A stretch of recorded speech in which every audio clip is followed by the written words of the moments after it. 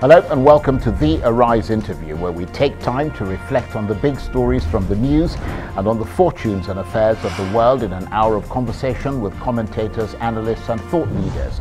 I'm Charles Onyekwelu. Coming up in the next 60 minutes, after a week of fierce protests, huge demonstrations are continuing in Nigeria against police brutality, even though the country's head of police has said that the infamous anti-robbery squad, known as SARS, has been replaced with what he called SWAT, or Special Weapons and Tactics Team. But has it just been rebranded, and will it make a difference? Why do the demonstrators not trust promises of reform from both the Inspector General of Police and President Buhari? And as we hear of thugs attacking vehicles and some peaceful protesters in Abuja, we'll speak to one of the organizers of the demonstrations in the Nigerian capital, as well as an international security and defense analyst, coming up.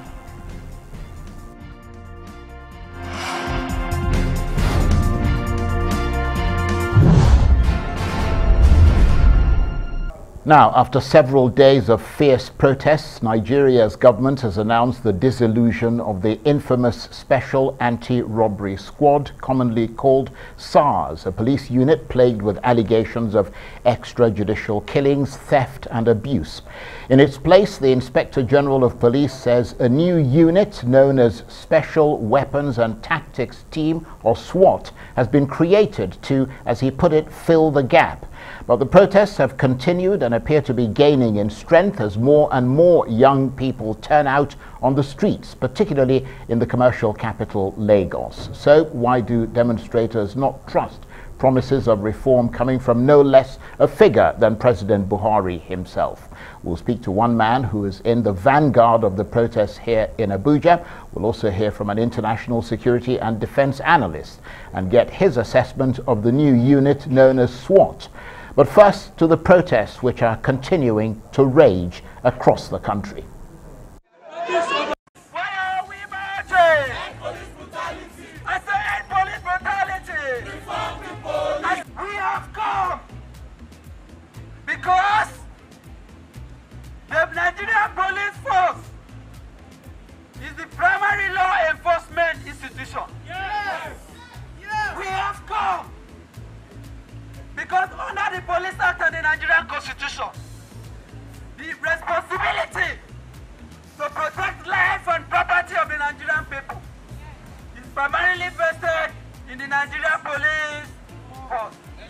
Beyond the disbursement of SARS, which we hope this time will not be audio, which we hope this time is going to stand. Why we have come today, sir, the reasons are very simple. We are calling for an immediate,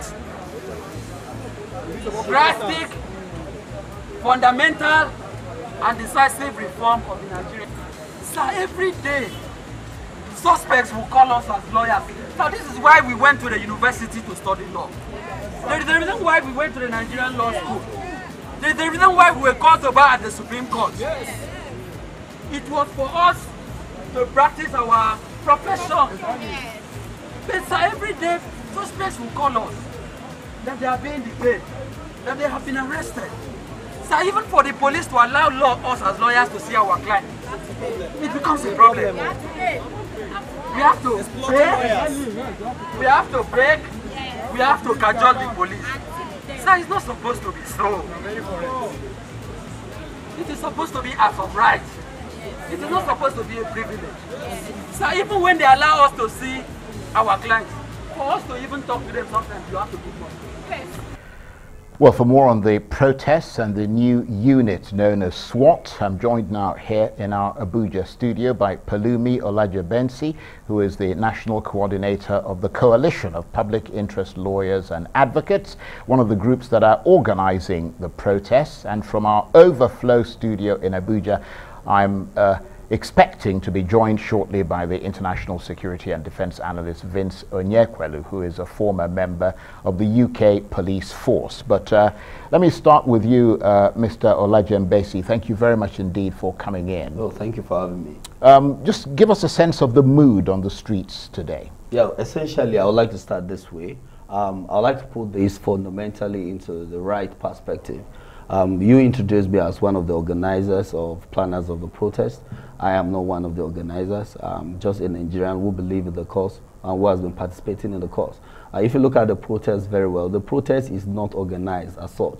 The protest is a reaction of the Nigerian people spontaneously. Right, so we'll say that you're one of the supporters. Yeah, so I'm a participant, and as a matter of fact, I do not believe that there's anyone who can stand or occupy the position of an organizer as we speak today. Right, okay, that establishes that, and I appreciate your making that ineluctably clear. Yeah.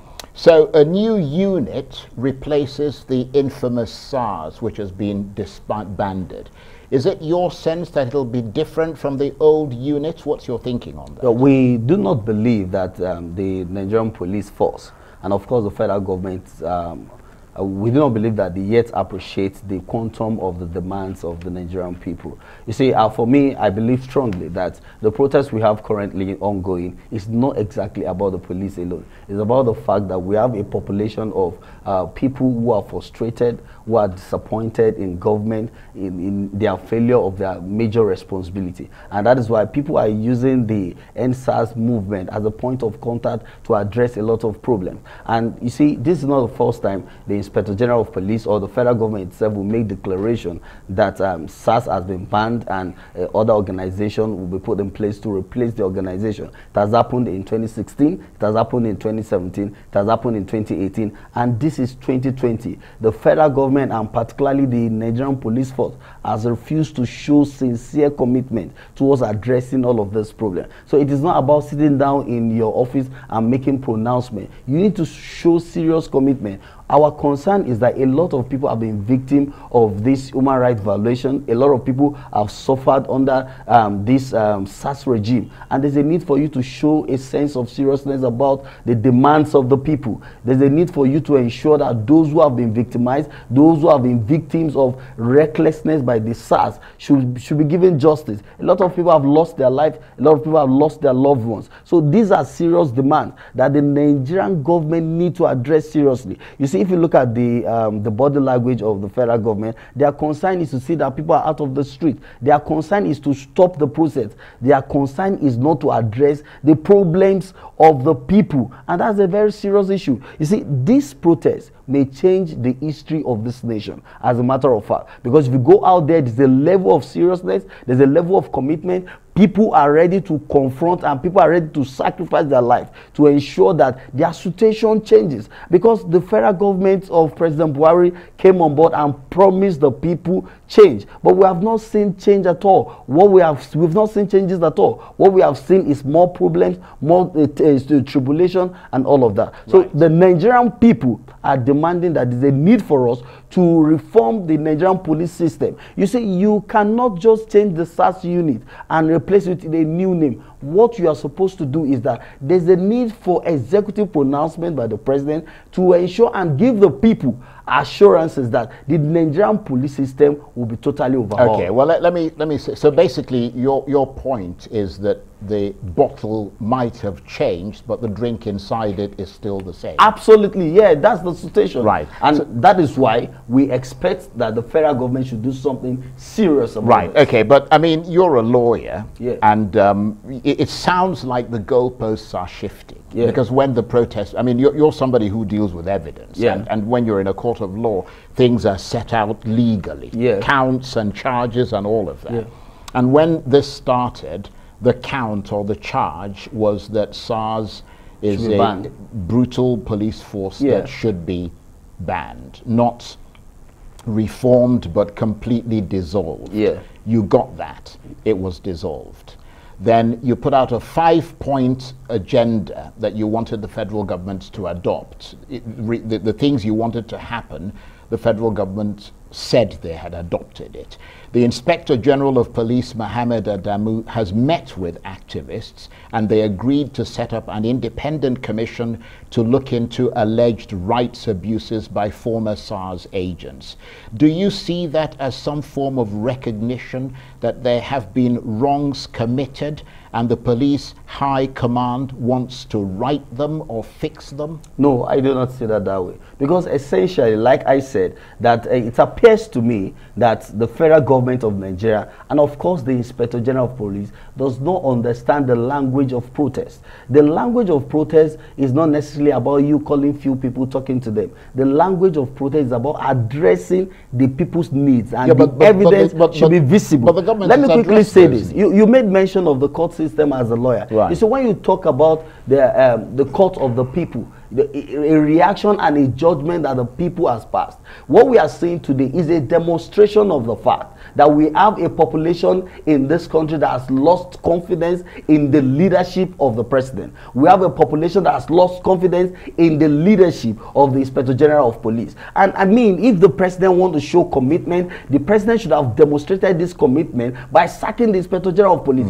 With all sense of sincerity, we have Nigerians who are protesting across the country in a peaceful manner, and these people, you unleashed mire on them, you unleashed terrorism on them, you are fighting the state. It's an institution of government who has the fundamental responsibility of protecting the people, protesters inclusive. You are unleashing terrorism on them, and you are now going back to say you've addressed their needs. In the process of addressing their needs, someone was killed in Oyo State. In the process of addressing the need of the protesters, people were being beaten in Abuja. In the process, people were being dealt with hot water. Today, there was an organized talks who came into the structure of the protester, and they started destroying properties, they started attacking life. This is a serious situation. It goes to show that the federal government of Nigeria, and of course the Inspector General of Police, is yet to demonstrate a sense of sincerity and a sense of purpose about all the explanation. And this is a very serious issue. That's a very interesting point you make, and you make it very articulately, I have to say. But how much does this have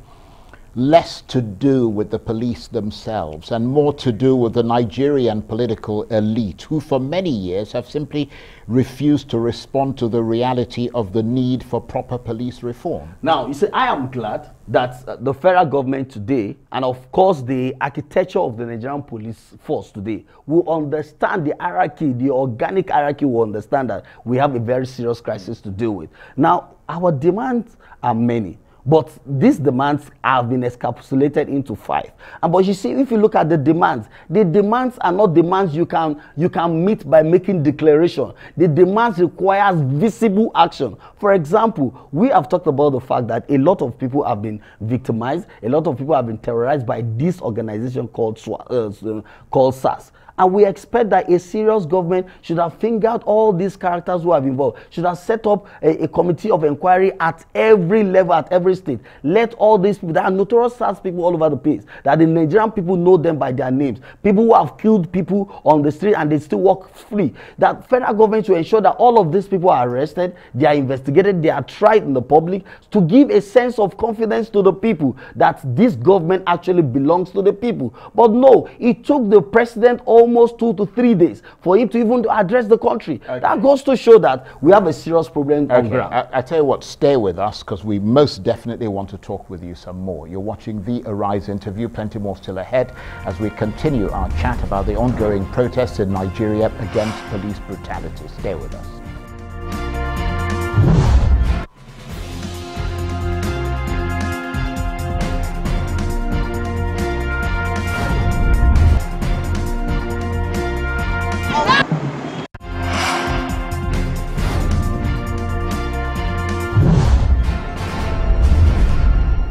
Back to the Arise interview. I'm Charles Onyekwelu. So a new unit has been set up to replace the controversial Special Anti-Robbery Squad, or SARS, according to Nigeria's police chief. SARS was disbanded after a huge outcry over human rights abuses. Mohammed Adamu, the Inspector General of Police, has also ordered the release of all detained protesters, saying the Nigerian people have a right to demonstrate peacefully. Since the last few days, as well as today, thousands of Nigerians have taken to the streets to protest against police brutality and human rights abuses. But now it's emerged that thugs armed with clubs have appeared on the streets of Abuja, attacking peaceful protesters and destroying vehicles and property. You can see some of the pictures there. It's not clear who they are. Let's take a look.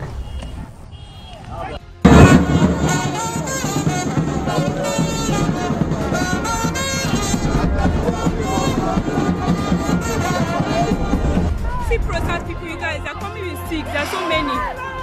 There are so many. They are protesters, Hausa boys, and they are coming with six. And they want to hit cars. See them, they are a lot. They are coming with six. Guy, my guy, how you feel right now? How you feel? So pain, man. I didn't deserve this. I didn't to these guys. Just to find a good luck here and just going to see my wife. My wife is pregnant. I just want to go and see her. See, my guy, just calm down. More cars that were broken. Just imagine. Just imagine. Just imagine. Kai.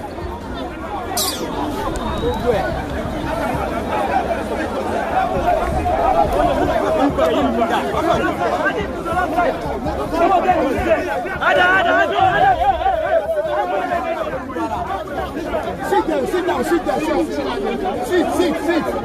He's one of them. No! Hola, hola!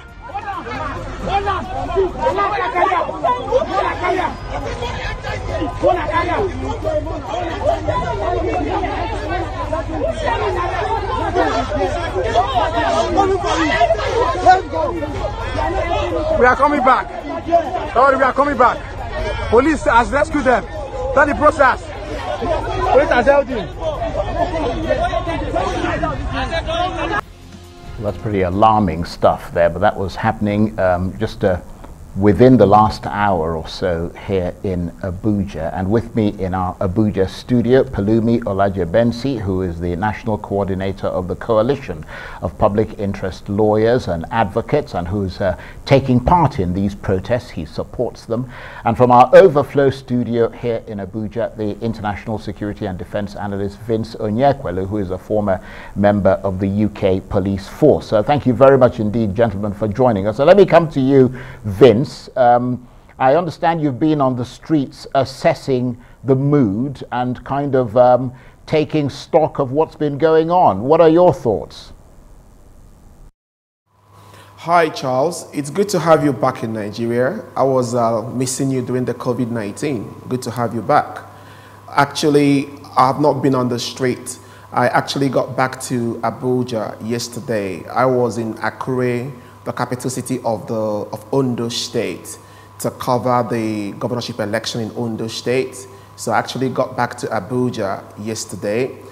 So actually, it was when I got back to Abuja, I actually heard about what's going on in Abuja and in Lagos, because right there in Ondo, it was more focused on the election and who is going to win. So I actually got back to Abuja yesterday. Okay, well, welcome back yourself. I will talk to Mr. Pelumi Olajengbesi in a minute about those apparent riots on the streets. But let me ask you this from your point of view as a former member of the UK police force and also as an international security analyst. You've heard that SARS has been dissolved, and in its place there's a new unit known as SWAT. What can you tell us about that unit? What do you know about it? I think for me here, obviously when I got back, I got the information about the 5 demands being made by the protesters. And I think I need to respect the protesters because they have a freedom to protest. It's part of democracy. And for us to see young people protesting for change in certain situations, we ought to give them the respect and listen to them because they are very important stakeholders in our democracy and in our country. Because we keep hearing the fact that young people are the leaders of tomorrow and that tomorrow never comes. So for them to be out there, we ought to give them the respect and listen to them. That's number one. Number two, based on what I've read so far, the protesters asked for SARS to be banned. And I believe SARS has been banned. And number two, they asked for the welfare of the police officers. And I think that is respectful to the police. So honestly, the idea of the SWAT coming on board, there could not be left a vacuum in our system of anti-robbery planning on what to do to armed robbers, which is a very pertinent challenge in our democracy and in our society. So I think the idea of bringing out the SWAT as a response is going to be helpful. And moreover, based on my own personal research, Charles, what I got from my personal research is that every member of SARS ought to come to Abuja in phases for them to be debriefed and trained. And none of them would be a member of the SWAT. So if you have 5,000 members of the SARS, none of them, even after their briefing, even after their training, none of them would be qualified to join the SWAT. So basically, I think what we need to do here is to listen to the protesters, make sure the government reach out to them and listen and answer to their questions. And when the federal government does answer to their questions, there needs to be a round table discussion, stakeholders meeting, so we can find a closure, make corrections what is wrong about the SARS, make sure it does not repeat in the new SWAT, make sure that every person that was responsible of the extrajudicial killings of Nigerians is brought to book. But the truth is, once the federal government is making amends, listening to the protesters, they ought to also find a level playground so there could be a common understanding and the best way to move forward. Right, okay. Well, let me ask you this, Mr. Onyekwelu. You're a former British police officer, and so you know the way things are done internationally, and it's those standards that a lot of the protesters want the Nigerian police to aspire to, if not achieve immediately. Do you think the Inspector General of Police, Mohammed Adamu, should resign or be fired for the way he handled the whole SARS affair? Because I understand that last year the president gave the IG 3 months to implement some of the recommendations from a report on SARS that included the prosecution of some of those officers and the dismissal of others. And you know, there's no indication that any of those recommendations were ever implemented. Honestly speaking, obviously, I believe the current IGP came on board about last year, the beginning of last year. And personally, based on what I've heard about him, what he's put on the floor, if I compare him to the Chief of Army Staff, if I compare him to the Chief of Naval Staff or Chief of Air Staff, I would say that the current IGP, in my own personal opinion as a professional and as a Nigerian, that he ranks ahead of all the other military staff. Why do I say this? I've seen him carry on as a professional. I've seen him try to stand up for the police. We all knew what happened during the Taraba killings of Nigerian police officers, how he stood up to defend the police. Yes, right now there are problems that he needs to solve as quickly as possible when it comes to the responsibilities of his officers. So, but I will say no.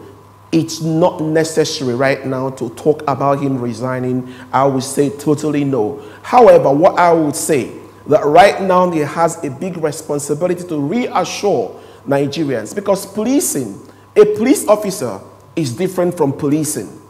Policing is different from policing policies. Okay, I'm sorry to interrupt you, Vince, but I have to take a break. But please stay with us because we want to talk with you some more.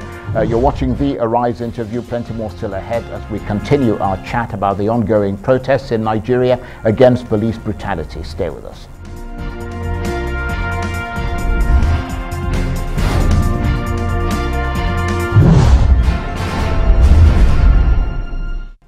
To the Arise interview, where we speak to the newsmakers as well as ordinary Nigerians doing extraordinary things around the world and featuring the voices at the heart of the stories. I'm Charles Onyekwelu. So promises from the Nigerian authorities that police atrocities will be investigated, but do the thousands of protesters on the streets as well as millions of Nigerians truly believe that? Well, apparently not, because thousands are out on the streets again in force. It's been 3 days since the Nigerian government dissolved SARS, the Special Anti-Robbery Squad, which had become notorious for extortion and brutality. But that hasn't stopped the demonstrations and the deep-seated anger against police violence and what many see as officially sanctioned criminality. And it's also raised concern in the Nigerian parliament. The Senate observed with regret that the protests of unending SARS snowballed into confrontation between the security operatives and protesting youth in some part of the country, even turned violent in Abuja, Oyo State. For instance, as Nigerian police were alleged to have injured 7 protesters and shot dead a young man known as Jima Isiaka, a constituent of mine, during the protest. I want to appeal that all those young men who were arrested as a result of this peaceful protest be released immediately. That will also call for peaceful relationship between the governed and the governed. This is a very timely and welcome development, which I commend the Inspector General of Police for his responsiveness in addressing the urgent and cognate concerns of Nigerians. I also want to specially salute the patriotic zeal, resilience, and resolve of Nigerian youths who stood to resist police brutality. And with me here in our Abuja studio, Pelumi Olajengbesi, who is the National Coordinator of the Coalition of Public Interest Lawyers and Advocates. He's also taking part in the protests. And from our overflow studio here in Abuja, the International Security and Defense Analyst Vince Onyekwelu, who is a former member of the UK Police Force. And I'll come to you in a minute, Vince, but let me come straight to you, Mr. Olajengbesi. We saw those pictures of riots, people basically attacking protesters, attacking vehicles, and attacking ordinary people just going about their business. I mean, how disruptive is that going to be to the protests that you've been taking part in?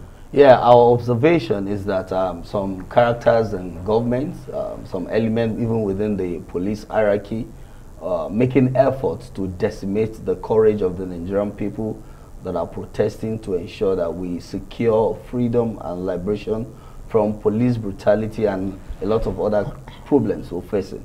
But you see, I must tell you as a matter of fact that the protesters are people who have seen 99 and they can no longer be scared of 100. The problems we've witnessed in this country, the brutalities the Nigerian people have seen under the regime of SARS is more than what we're saying today. We understand very clearly that the IGP has lost ideas in resolving the current crisis, and they are now attempting to use some charlatans to disrupt the whole process. But I want you to know that the will of the people protesting is very, very strong. The protesters do not have a particular leader. They are not listening to anybody. What they are listening to is their conscience. What they are listening to is their experience. What they are listening to is their situation. You see, if you look at the current situation very clearly, the problem we have at hand is beyond the crisis of SARS terrorizing innocent Nigerians. The crisis is simply because we have a population of Nigerians who are willing to work, but there's no opportunity for them to work. We have a population of Nigerians who are there, who want to be productive, but they are not productive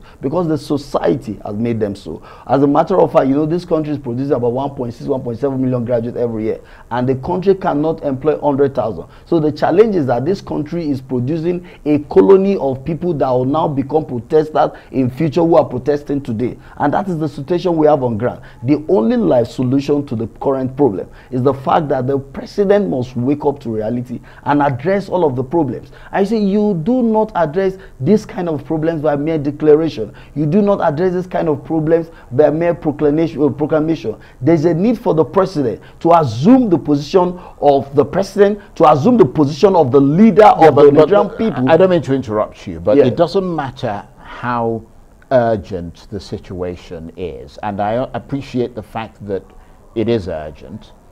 The president cannot wave a magic wand and everything falls into place. It's going to take a protracted period of time.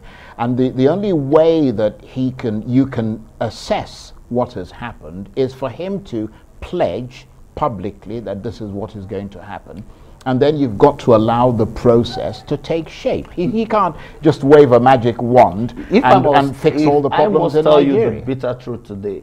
I am very, very sure that an aggregate opinion of a lot of those protesters, they've lost confidence in the leadership of the government. Yeah, but what are you expecting to happen? They had the opportunity to address the problems, but they move at snail pace. Okay, well, they allow things to degenerate to this level. And for me, if I'm the president of this country, looking at the present situation, I will suspend immediately or sack immediately the Inspector General of Police. I will ensure that someone with a clear focus and sense of direction, who has got a credible profile, comes aboard to take over that office. Number two, I'm going to ensure that immediately that there must be an immediate arrest of all these major SARS characters, elements that have terrorized a lot of Nigeria. Like I said to you, some of these people are very known. They are known in the community because they are part of the society. I will ensure that all of these people are arrested and that justice is done immediately. Someone was shot recently in the course of the protest. The person who attacked him, who shot him,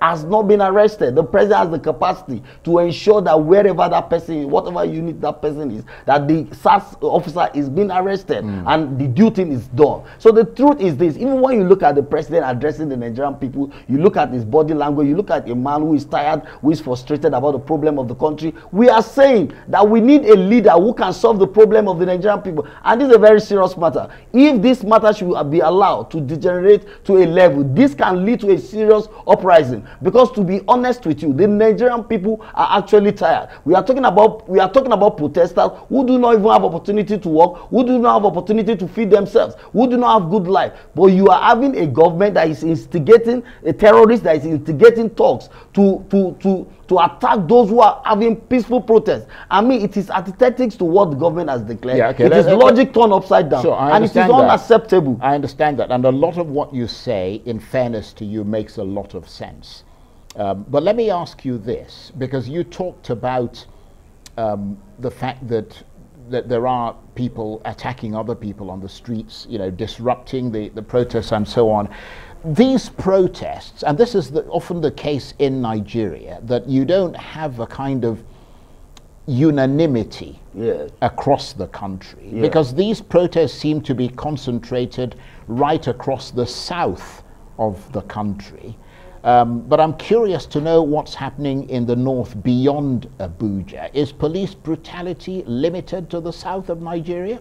I am not a native doctor. I only take record based on the reports we get. But I want you to know this for a fact, that the current protest is a reaction of the Nigerian people and not a particular segment. And if you go out there and you interact with people, you see Hausa people, you see Igbos, you see Yorubas. Why the protest is concentrating here in Abuja and Lagos is because these are the pressure points to engage government. You can't go and engage government in Sambisa Forest. You can't engage government in Kaduna State. You cannot engage government in Zamfara. The places we can engage government are the pressure point. And the pressure point is Lagos and Abuja. All of these other places, people are showing solidarity for the cause. And that is what's really happening. If anyone is careless about the fact that this is about the south and it's not about the north, man, then the person will be missing it. And perhaps that is the thought line of people who are in government, and that is the reason why they have been unable to resolve the problem. So we must understand that this is the Nigerian people's reaction and not just a segment of the society. Well, let me just make a quick point here, because you use the term uprising, which is something that is not really what is going on here. We've got protests, and we want to stick to the fact that it's a protest and it's not an uprising. No, absolutely, it's a protest. They're two very different things. But let me just stay with us. Let me bring in Vince Onyekwelu, the international security and defense analyst. Thank you very much indeed, Vince, for staying patiently with us. I've heard it said that the Inspector General of Police has himself admitted in the last year or so that the money allocated to the police is not enough to buy fuel for their cars, let alone pay salaries and benefits, not to talk of effectively reforming the force. What I find astonishing, though, is that they always seem to have enough money to buy guns and ammunition, but they never seem to have enough for the welfare of the officers. What's your take on that? What I said to you before was the fact that we need to actually understand the difference between a police and policing policy. The police officer is just like a professional, just like a medical doctor, an engineer, a journalist. That's what a police officer, trained to manage and handle serious crimes. That is the police officer, a professional, highly trained. But what is policing? Policing is not about the police officer alone. Policing is about when the customs police our borders to stop illegal goods coming to Nigeria. That is policing. When the immigration clamps down on illegal migrants, that is policing. When the army gets involved in public disorder problems, that is policing. The same thing with NSCDC. So we must not misunderstand the difference between a police and policing. Then talk about policing policy. This is about the policies, the acts of the Federal Republic of Nigeria. So when the policies of the federal government of Nigeria is poorly, who suffers? The police is blamed. For example, have you been to their barracks? Honestly, I don't speak for the protesters. I don't speak for the police. I don't speak for the federal government. But I've been to their barracks. There is a fault of the policing policy. Have you heard about police officers who died in line of action? What do their family members get? Peanuts. That is a fault of the policing policy. When I was coming back from Ondo yesterday, some police officers died on the airport road in Akure. They are gone. What is the plans for their families? Peanuts. Have you seen their uniform? Ragtag. So when the policing policies are faulty, who do people blame? The police. They don't blame the people that make those policing policies. Do you know that today, that the Police Service Commission is contesting with the Nigerian Police Force on who can recruit police officers? This is a retired IGP of Police and Police Service Commission fighting with a current IGP of Police on who will recruit for the Nigerian Police Force. Honestly, as I said to you, the protesters have germane reasons to be out there, because you cannot be killing Nigerians carelessly and think that people are going to take it. Every SARS officer, every army officer, every naval officer, any law enforcement officer that have killed Nigerians extrajudicially needs to be arrested, investigated, and dealt with. However, it's not the reason for us to say that the system is not at fault. The Nigerian society has failed the people. However, we need to say, now that you want SARS to be ended, SARS is ended. Now you want this welfare. They are looking into it. Do you know, I got this morning on the television, that there's a committee set up to investigate every single crime of the SARS in the past. And the National Human Rights Commission is involved. So many stakeholders. A retired justice of the Federal Republic of Nigeria is in charge. Not the police, not the army. So I'm thinking that the protesters have a right that is germane. And anybody who shoots at a protester needs to be arrested, because you cannot use lethal firearm to shoot at an unarmed protester. It is wrong. However, on the other side, the protesters need to be able to be on the table to tick out. Okay, Vince, I'm going to have to take a break there. I apologize for interrupting you again, but we'll be back in a minute. You're watching the Arise interview. Plenty more still ahead as we continue our chat about the ongoing protests in Nigeria against police brutality. Stay with us.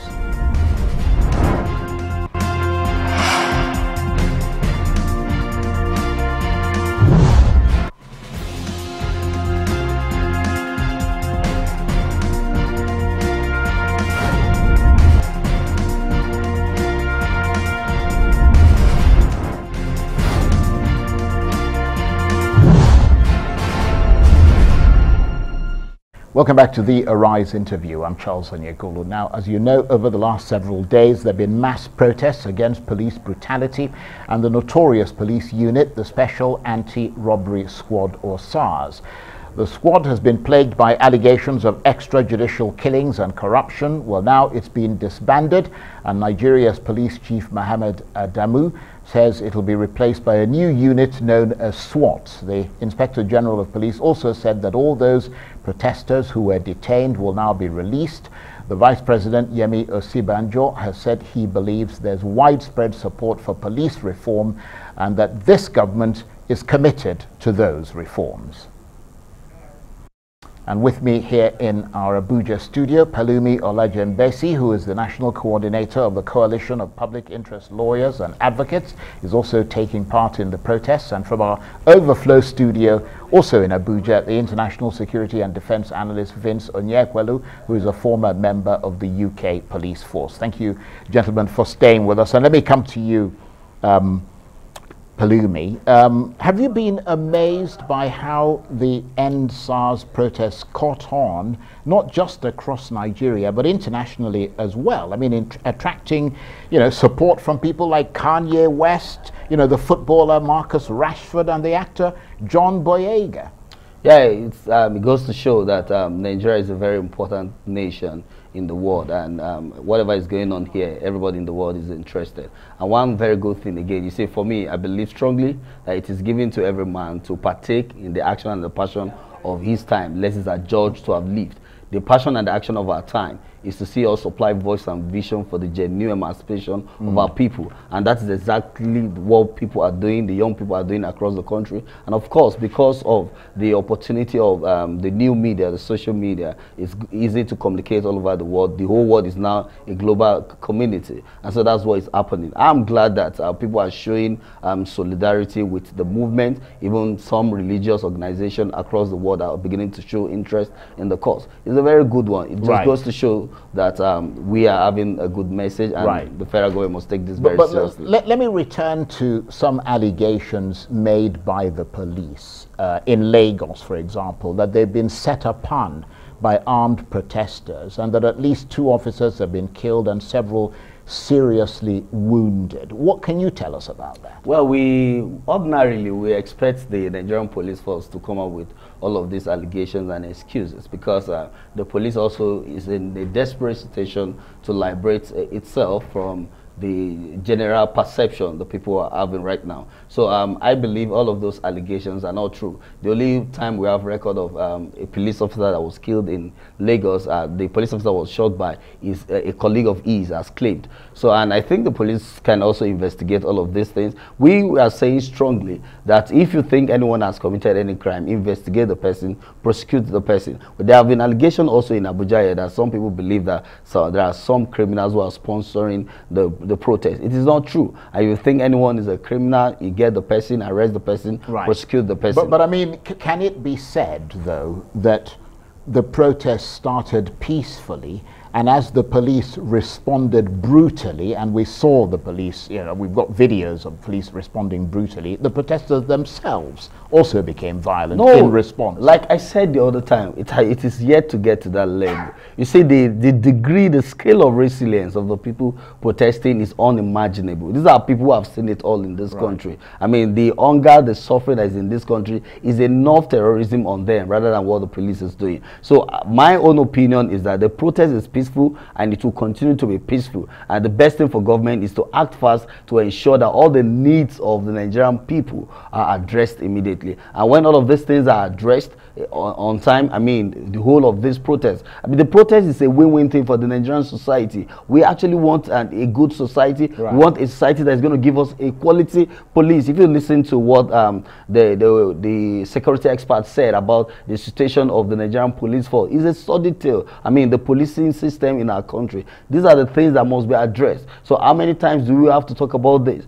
I'm assuring you that beyond this police situation, immediately it is addressed, there's a new reawakening in Nigeria today. Nigerians are becoming more conscious of the fact that they are stakeholders in the nation project. And so I believe strongly, even beyond this police project, Nigerians will now be making more demands, and the new dimension of demand is the protest culture. Right. In the context of what you just said, let me ask you this. These protests, as you said, have become the symbol of dissent.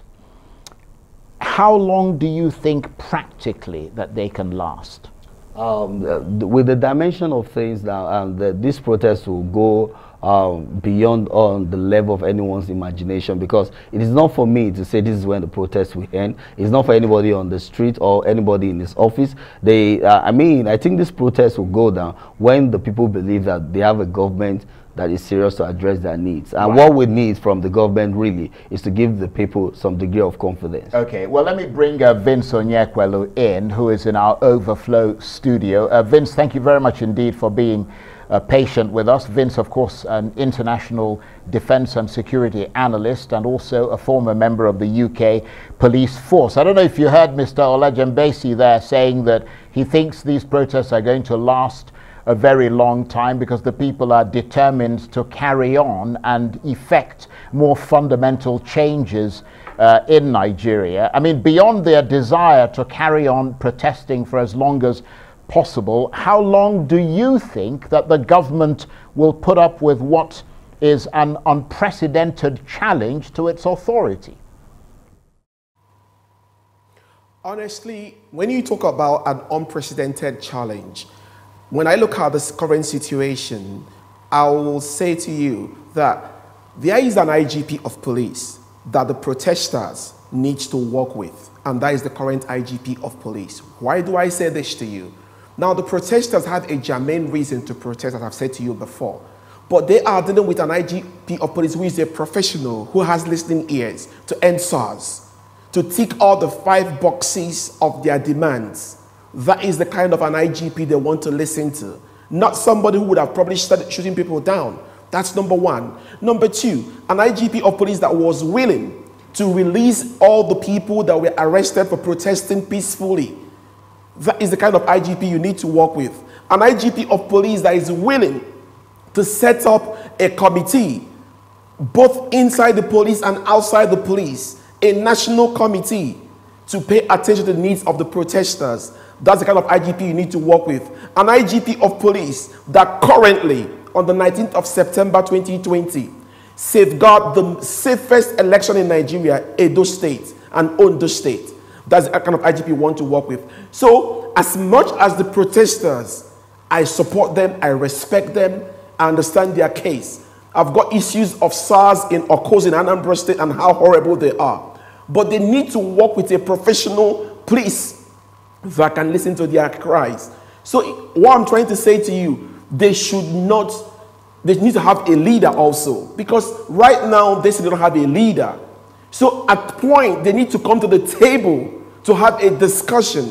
But when there is no leadership, you can start having some fifth columnists trying to act as their representatives. They ought to have a leader who can sit on the discussion table and discuss their needs. And when those needs are solved, they will tick it and say, can we allow the police and the government in phases? Okay, we're going to calm down for the next 1 week or 2 weeks to see what they're going to do for us. If we are happy, we stop. If we are not happy, we continue. So they need to have a collaboration so they cannot work in an isolation.